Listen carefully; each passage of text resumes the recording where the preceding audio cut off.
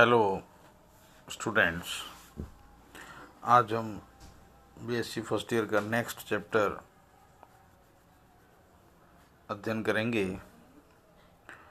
जिसमें डार्विन का सिद्धांत हमने पिछली बार पढ़ाया था।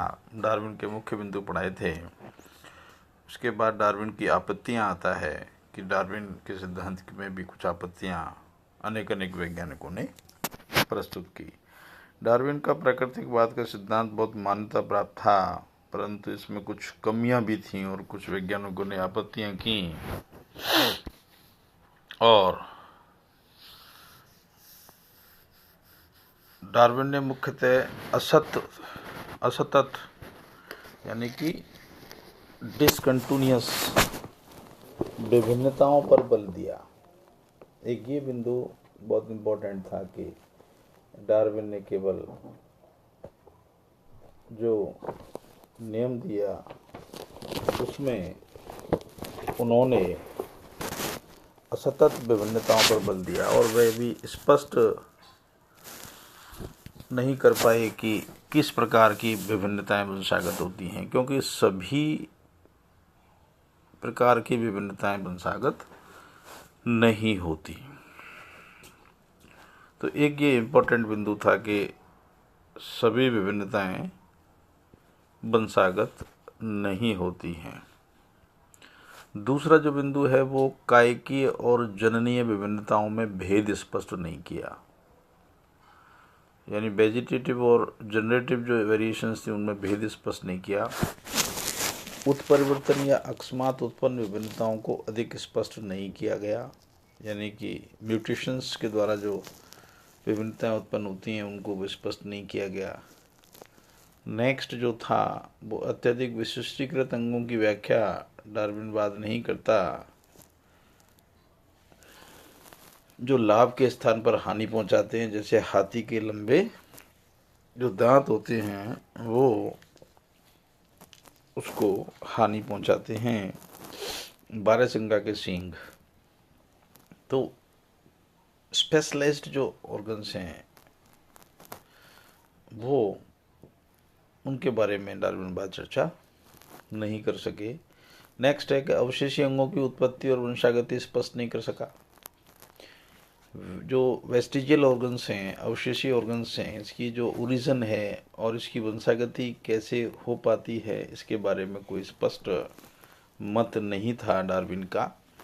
और नेक्स्ट इसी में आता है कि जलीय जंतुओं से स्थलीय जंतुओं के उद्विकास को प्राकृतिक वर्ण स्पष्ट नहीं करता है, कि वो कैसे जल से स्थल पे जंतु आ गए, इसके बारे में कोई स्पष्ट थीम नहीं है। और नेक्स्ट है कि योग्यता की उत्तरजीविता को तो स्पष्ट किया, लेकिन योग्यतम के आगमन की व्याख्या नहीं कर सका। योग्यता की उत्तरजीविता ठीक है, और नेक्स्ट पॉइंट है कि पेंजीनवाद द्वारा अर्जित लक्षणों की वंशागति स्पष्ट नहीं हो सकी।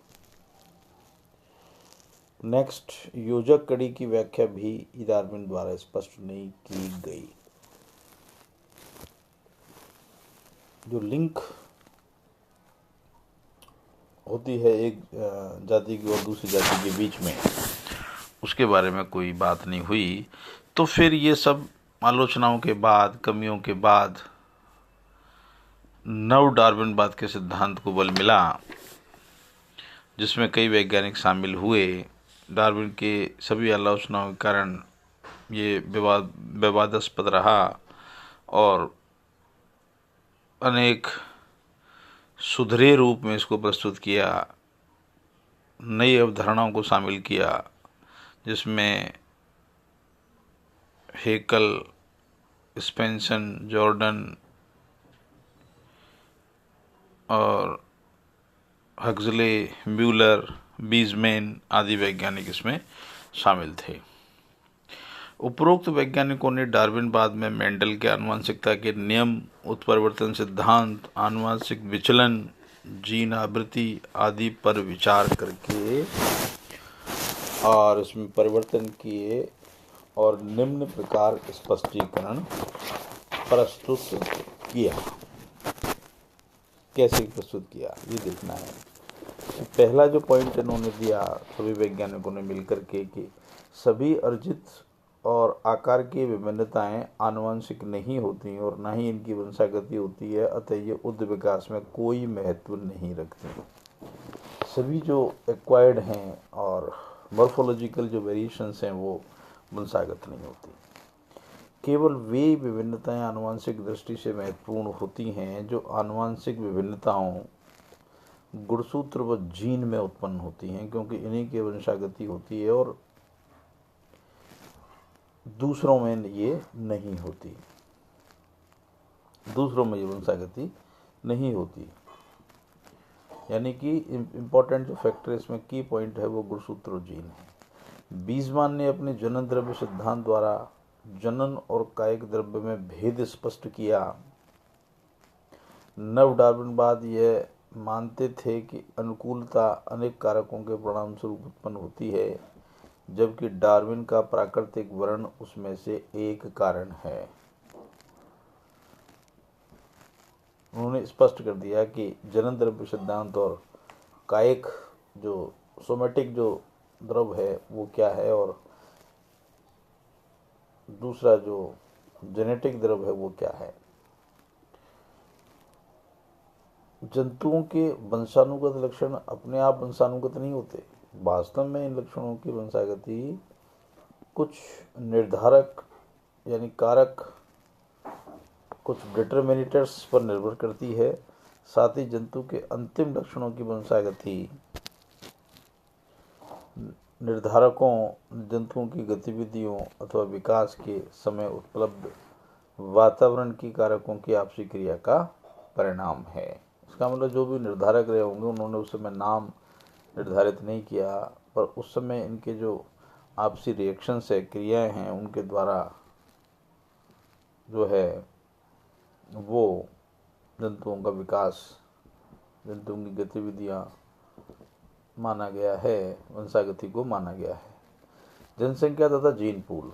नेक्स्ट पॉइंट, एक ही जातियों के प्राणियों का भौगोलिक रूप में एक ही स्थान पर समूह जनसंख्या यानी कि समष्टि पॉपुलेशन कहलाती है, और समष्टि के प्राणियों में पाए जाने वाले सभी जीन संयुक्त रूप से उस समष्टि का जीन पूल कहलाते हैं। इनके मध्य जनन संभव है, इसलिए जनसंख्या के संपूर्ण आनुवंशिक भाग चेंज एंड रीचेंज होता रहता है और कभी कभी पड़ोस के सदस्यों के मध्य संकरण होता रहता है। अगर समष्टि का जीन पूल इसकी समष्टि से जीन पूल से संबंधित रहता है, इसमें लगातार सफलिंग होता रहता है और यही कारण विकास में बहुत महत्व रखता है। नेक्स्ट पॉइंट इन्होंने बताया योग्य विभिन्नताओं की वंशागति।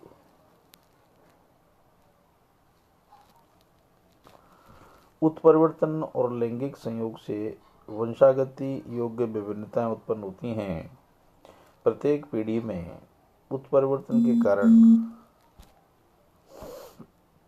जंतु नई विभिन्नताएं प्रदर्शित करता है, अतः यह परिवर्ती जंतु जीवित रहकर के अपनी संतति उत्पन्न करता है, तो उनकी आनुवंशिक नवीनताएं जनसंख्या के पूल में परिवर्तित हो जाती हैं। तो ये नवीनताएं आ जाती हैं, आनुवंशिक नवीनताएं जनसंख्या के एक सिस्टम में, पूल में कन्वर्ट हो जाती हैं और अनवरत रूप से सभी सदस्यों में संप्रेषित होती रहती हैं।